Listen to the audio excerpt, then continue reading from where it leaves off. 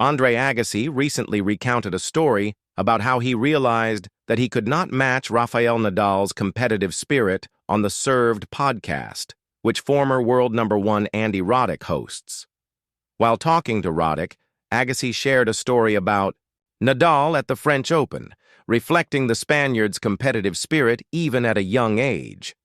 At one of the French Opens in the early 2000s, Agassi and Nadal were the last two players to leave the locker room after their respective training sessions.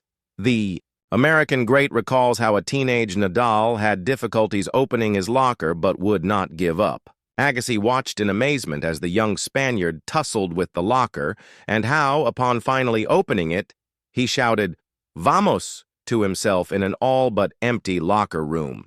Agassi confessed that seeing Nadal's never-give-up mentality in a trivial matter like opening a locker, the American understood it would be a step too far for him to win against the Spaniard on the court. Agassi had a fine record at Roland Garros himself. He had a 76% win rate at the French Open, losing the 1990 and 1991 finals against Andres Gomez and Jim Courier, respectively. However, he would win his only French Open title in 1999 with a 5-set win over Andrei Medvedev in the final.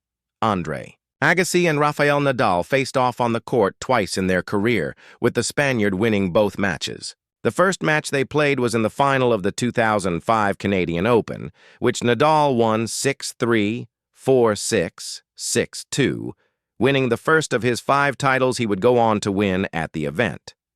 The next meeting between the two took place at Wimbledon in 2006 in the third round. Agassi was a former Wimbledon champion, and Nadal was still looking to get a foothold while playing on the grass.